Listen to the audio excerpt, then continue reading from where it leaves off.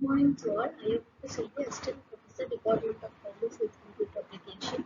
Now I am going to discuss about the subject of business organization. First, we are going to discuss about the introduction part of business organization. Business organization is a structured entry formed for the purpose of carrying and commercial, industrial, professional activities. The choice of business organization impacts various aspects, including liability, taxation, and decision making and continuity. Common commerce form of business common form of business organization include sole proprietorship, partnership, cooperative societies, and joint stock companies. Cooperative societies uh, Cooperative societies is the joint cooperative societies are formed by a group of persons with the common goals. The joint stock companies are legal entities with the shareholders and the board of directors. Sole proprietors are owned and uh, operated by a single individuals, while partnership involves two or more individuals. Next topic is purpose of business organization. The primary purpose of business organization is to satisfy customer needs and wants by providing goods or services in exchange for value. Typically in the form of money, business exists to create value for their shareholders, including customers, employees, shareholders, and the communities.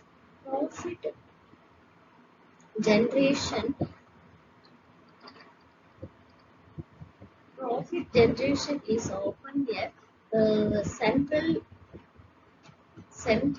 objectives, but a business in other goals such as social responsibilities, innovatives, and long-term sustainabilities. The purpose of business organization is ownership and legal structure, value creation, um, next to risk and uncertainty, then ethics and social responsibility, globalization and technology. Next one is division of business.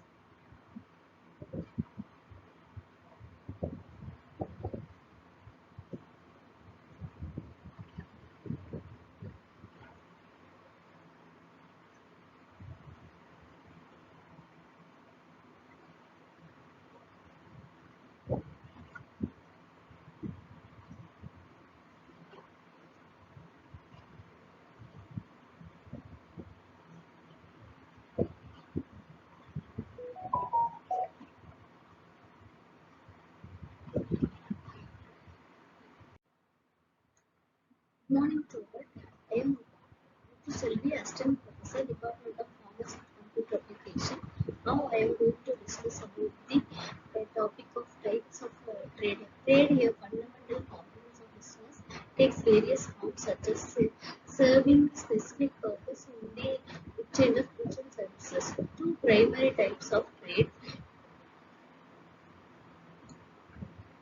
are internal trade and external trade. First one, internal trade. Internal trade, also known as domestic or home trade, involves the buying and selling of goods and services within the border of a single country. Next one, internal trade is further classified into wholesale trade and retail trade. Wholesale trade involves the purchase of goods in the large quantities from the manufacturers and their resale to the retailers. Retail sales involve selling goods directly to the final consumers. Its characteristics and as, aspects of internal trade. Internal trade includes scope, infrastructure, market structure, and economic development. And economic development First one economic scope. The internal scope involves all the economic activities involving the exchange of goods and services within a country, including retail and wholesale transactions, distribution and supply chain activities. Infrastructure. Efficiency and effectiveness of internal trade depends on the quality of infrastructure within the country, including transportation network, communication network, and market facilities. Market structure.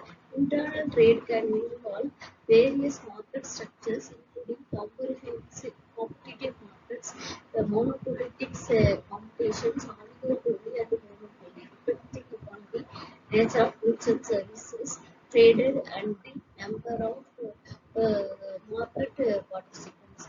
Next one, economic development. Internal trade plays a crucial role in promoting economic development and the facilities to the movement of goods and services. Forecasting specialization for division of labor and the employment opportunities. Thank you.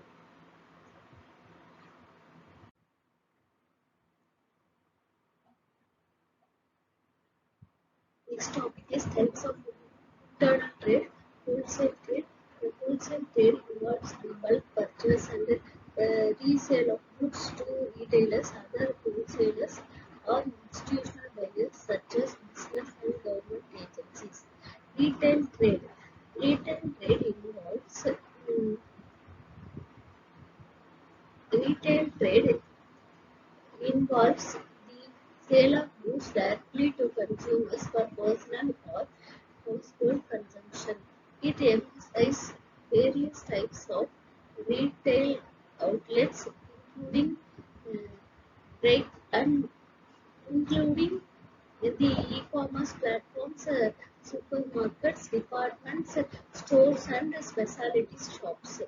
E-commerce. With the rise of digital technologies, e-commerce has become an increasingly pro- prominent form of internal trade, enabling business and consumers to enhance in buying and selling of goods and services online. Next, distribution channel. Internal trade relies on distribution channels to deliver goods and services from producer to consumer.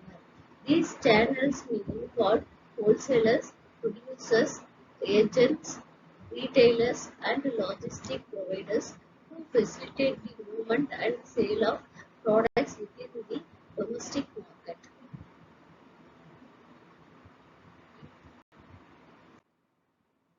Next, regulatory environment. Internal trade is subject to regulations and policies imposed by the government.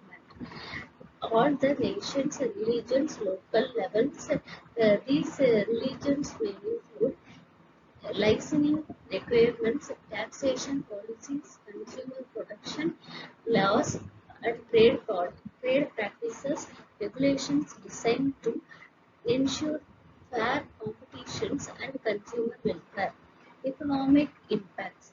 International trade, internal trade contributes to economic development by creating employment opportunities, stimulating demand for goods and services, and supporting the growth of domestic industries for business. It promotes specialization and um, specialization and efficiency by allocating regions or cities to focus on producing goods and services in which they have a comparative advantages, which which which trade to access products produced elsewhere. Next, market dynamics. Internal trade is influenced by factors such as consumer preference, income levels, demographic trends, marketing strategies, and competitive dynamics within the domestic market. Business engaged in internal trade must adapt to changing market conditions, consumer demand, and technological advancement to remain mm, competitive and sustain growth.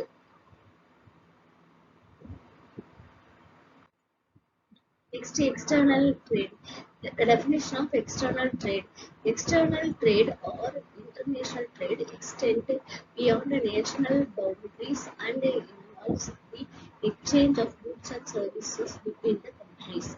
So, forms international trade emphasizes various forms including exports, selling goods to other countries, imports, buying goods from other countries, and balance of trade, the difference between a country exports and imports. Benefits of the international trade. International trade facilitates the global investments of goods, promotes economic interdependence, and allow countries to specialize in the production of the goods and services in the which they have a comparative advantages. Next one is export and import. Export goods, export goods, service or capital sold by one country to another.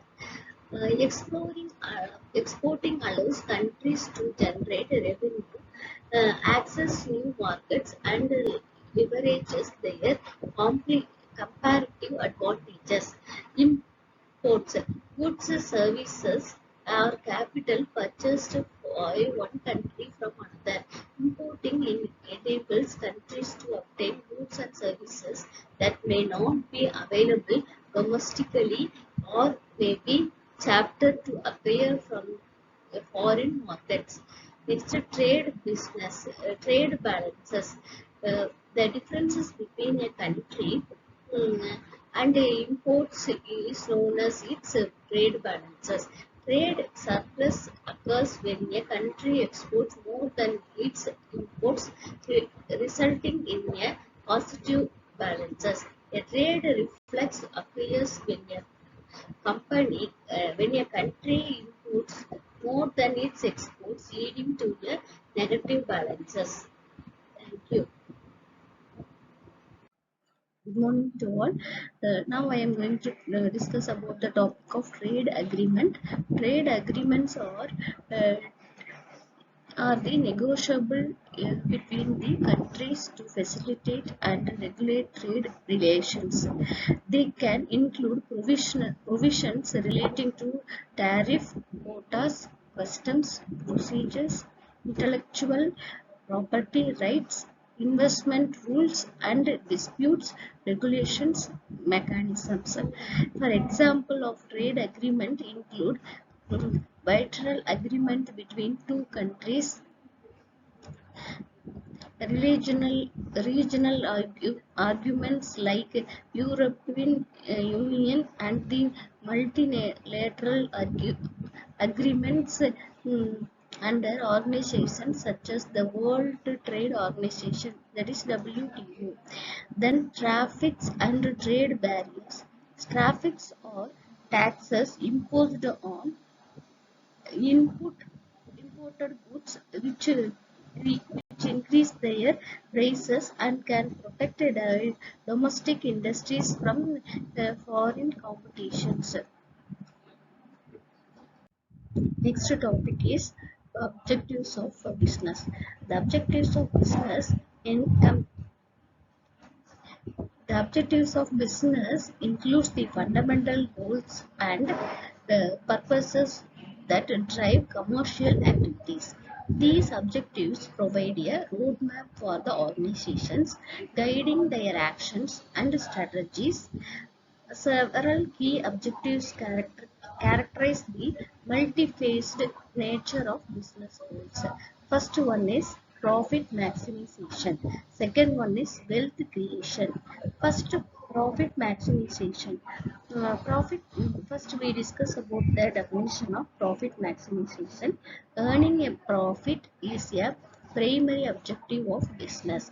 Profit saves as a financial reward for the risk and effort invested in business operations. Second one is wealth creation. Wealth creation means business aims to accumulate wealth through the generation of assets, increased market values, and overall financial success. Next topic is customer satisfaction. Next objective is customer satisfaction. Satisfying the customer needs and preference is a crucial objective as it enables a loyal customer base and foster brand loyalty. Innovation. Innovation is the business trend to introduce new products, services, or processes, fostering innovation to stay competitive and meet evolving market demands. Next objective is market leadership. Achieving a dominant position in the market is a strategic objective often pursued through effective marketing, branding, and product diver, div- differentiation. Next one is corporate social responsibility. Business increasingly recognize the importance of distributing social well-being through ethical and responsible. Next topic is market understanding. A deep understanding of the market, customer preference, and industry trends is vital. Successful business continuously analyze market dynamics, conduct market research, and adjust strategy to align with customer demand. Market understanding.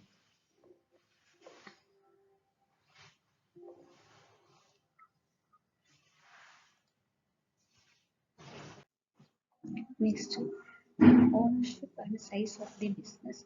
The ownership and size of the business will vary widely based on factors such as industry, geographic location, legal structure, and strategic objectives. Here is a breakdown of ownership types and the influence of size of the business firms. Ownership structure can be divided into the following categories. So, proprietorship, partnership, cooperation, corporation, limited liability company, and cooperative. These are the structure of ownership. Next topic is size of the business firm.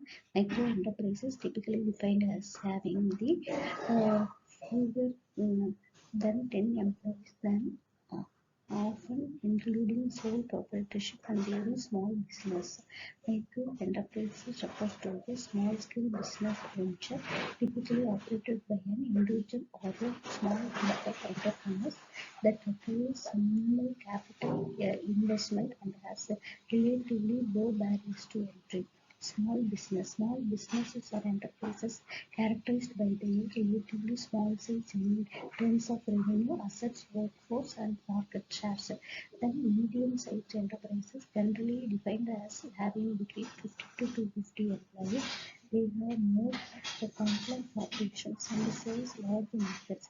A medium-sized enterprises typically refers to a company that falls between the small business and large co- corporations in terms of this size, revenue, and the number of employees. Then large corporations typically characterized by having hundreds and thousands of employees, significant revenue, and operations across regions or globally. Examples include multinational corporations like Google, Apple, etc. These are the large corporations business. These are the size of business firms. Next one, factors influencing size and ownership. Certain industries may naturally lend themselves to larger and smaller business size. For example, manufacturing companies often require more expensive infrastructure and resources, leading to larger firms.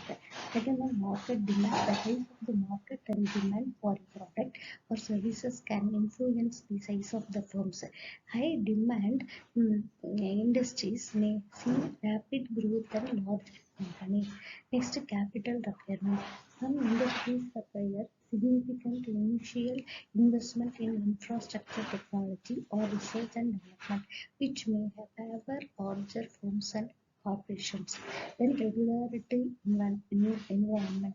Regulations related to ownership, taxation, and compliance can influence the structure and the size of the business. So, some regulations may uh, incentives or hinder the growth of certain types of firms.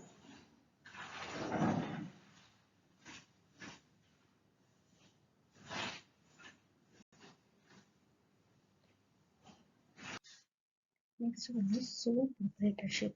Sole proprietorship is a type of business structure where a single individual owner and operations the business. It is the simplest form of business organization and is quite common, especially among small business and freelancers. Then second one, easy formation. Setting up a sole proprietorship is relatively easy and inexpensive compared to other business structure. In many jurisdictions, there are minimal legal formalities required to establish a sole proprietorship. Third one, direct control. The owner has full control over all aspects of the business, including decision-making, management, and operations. Fourth one is taxation. Profits and loss from the business are reported on the owner's personal income tax return. The business itself is not taxed separately, and with some unlimited liabilities. The owner is personally liable for all the risks and obligations of the business. This means that personal assets can be used to satisfy business debts and liabilities. Unlimited liability is a legal concept that allows business of owners to personally responsible for all the risks, liabilities, and obligations incurred by their business. Next topic is partnership. A partnership is a type of business structure where two or more individuals or entities collaborate to run a business together and share its profits and losses. Partnerships are formed based on a legal agreement, typically known as a partnership agreement, which outlines the terms and conditions of the partnership, including the rights and responsibilities of each partner. Next, types of partnership. First one is the partnership can be divided into two categories. One is GP and LP. GP is general partnership. The other one is limited partnership. First one, general partnership. It is a general partnership. All partners shall equally in the management and liabilities of the business.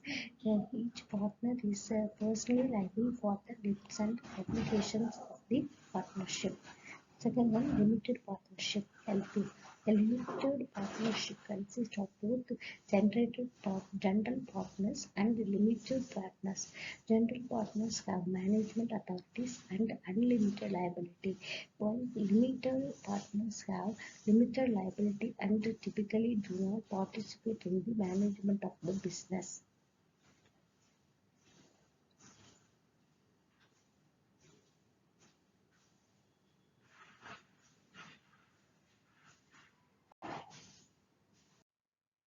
Joint stock company. A joint stock company is a type of business entity in which ownership is divided into the share represents ownership interest in the company. These shares can be bought, sold, and transferred freely, and certain regulations and restrictions imposed by the company's law and relevant laws. These are the points relating to the structure of a business.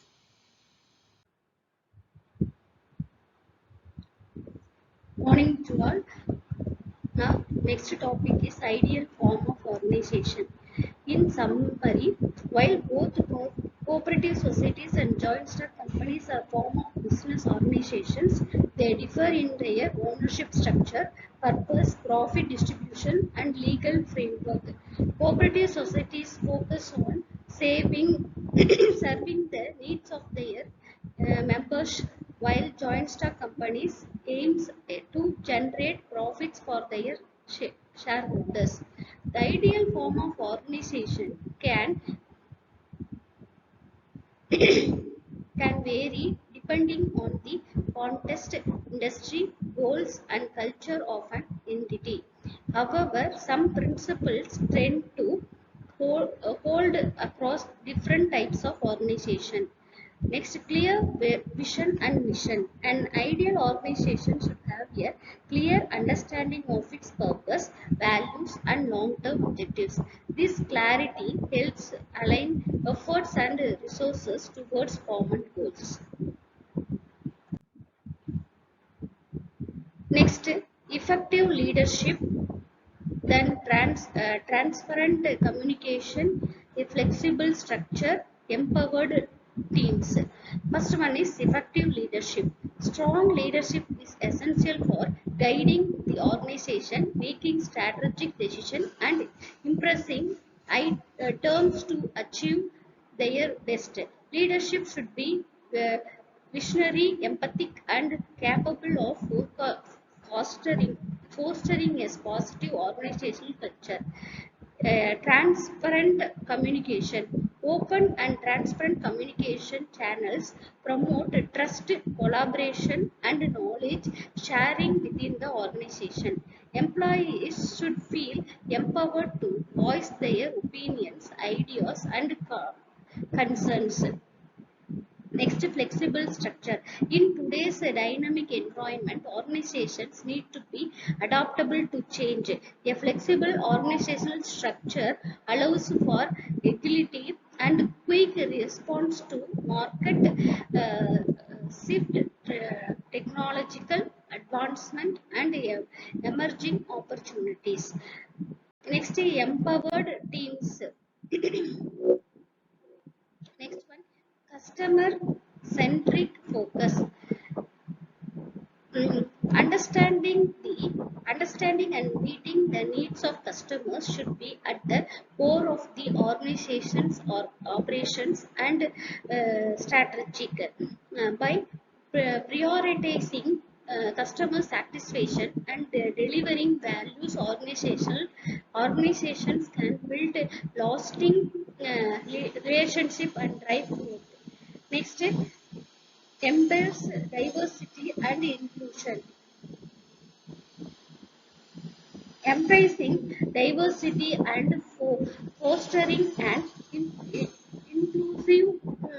environment enables organizations to leverage the unique prospects, talents, and experience of their workforce. By embracing diversity, organizations can drive innovations, improve decision, and better reflect the communication they. Then continuous improvement. Pursuing excellence through continuous improvement ini- initiatives, initiatives helps organizations stay competitive and relevant. Encouraging feedback, embracing experimentation, and learning from both success and failures are integral to fostering a culture of continuous improvement. Thank you.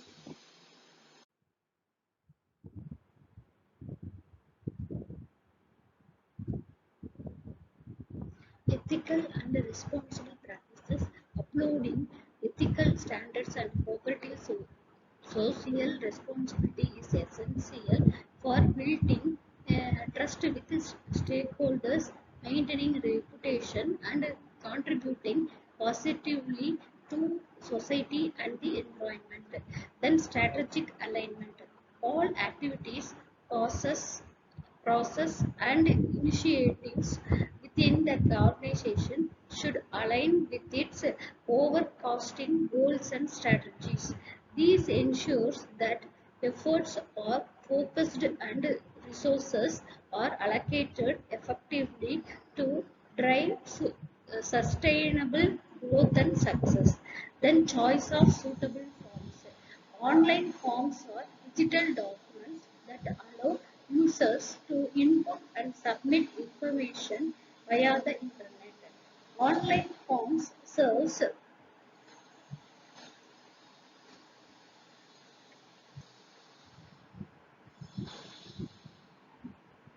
ethical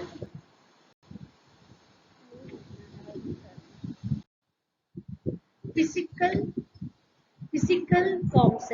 Physical forms, also known as paper forms, or hard copy forms, or printed documents designed to collect information from individuals or organizations. Before the advent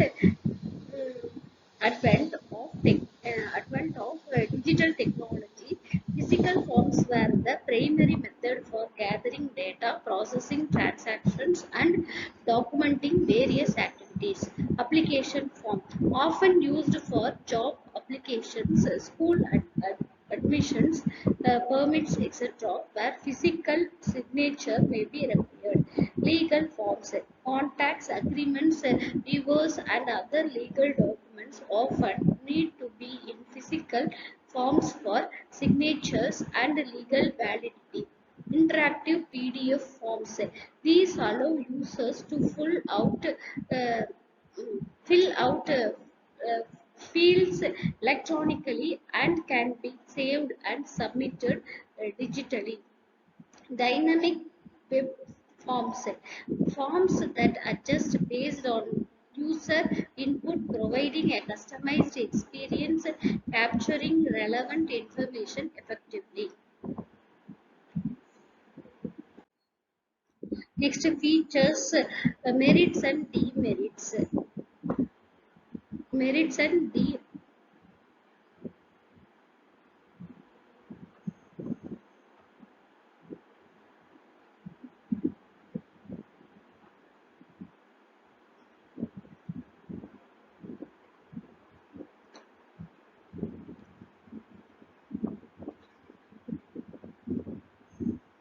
merits and demerits. Online forms accessibility, easy accessible form from anywhere with within an internet connections. Customization can be customized with various forms, field logistic branching and decision elements. Automation responsibles can be automatically compiled, analyzed, and stored in a digital format. Then integration with other tools and platforms for seamless data transfer and analysis. Then scalability can accommodate a large number of respondents simultaneously. Thank you. Next topic is merits. First one, merits is convenience, then efficiency, then cost effective, and analytics, then environmentally friendly. First one is convenience. Respondents can fill out forms at their convenience, reducing time and constraints. Then efficiency.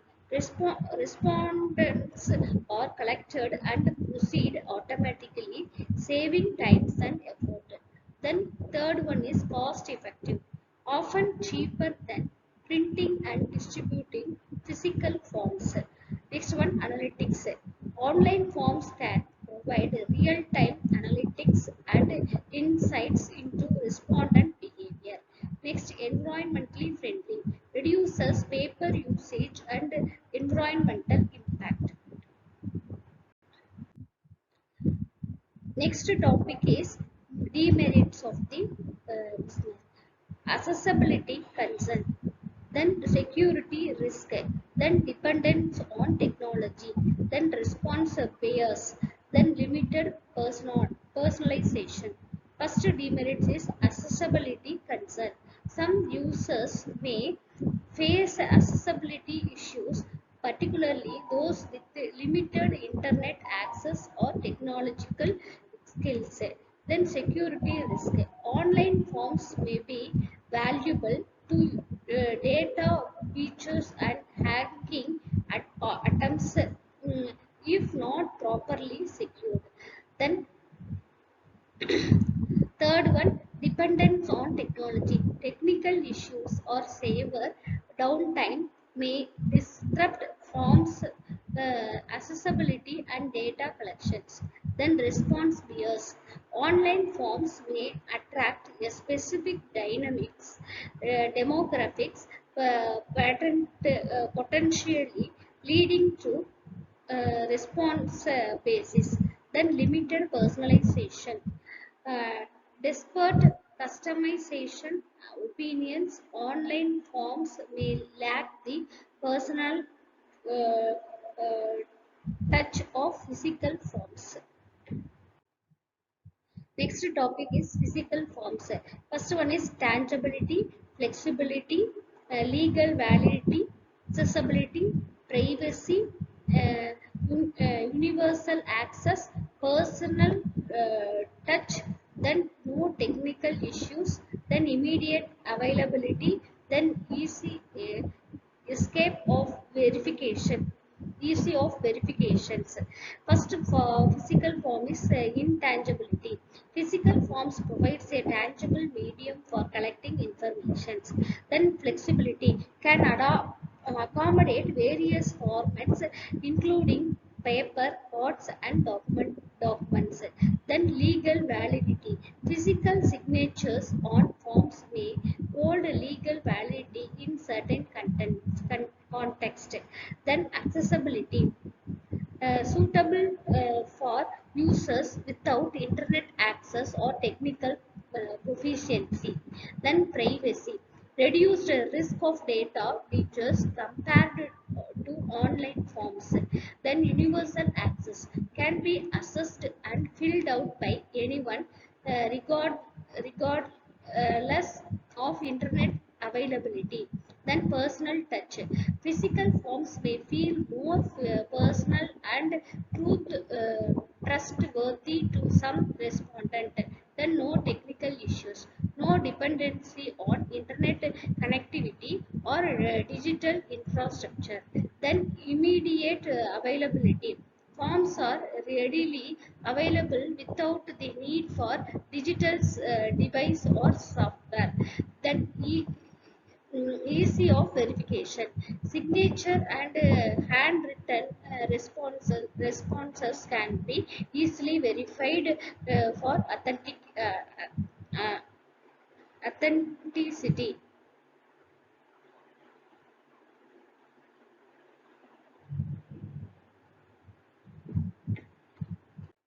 Next video is case study. First case study is uh, First case study, environmental impact. Environmental suitability. That is, first consider the environmental impact of both online and physical forms. Assess factors such as paper consumption, water wastage generation, and carbon footprint. These are the environmental impact that should affect the mm, uh, online and physical forms of the concern. Next, conclusion of the study is after evaluating these factors, weight advantages and disadvantages of each forms type against your specific requirements and prioritizations. In many cases, a hybrid approach that combines elements of both online and physical forms may offer the most effective solutions. Remember to periodically review and reassess your form's strategy to adapt to changing needs and technological advancement. students. These are the conclusions of this case study. Thank you.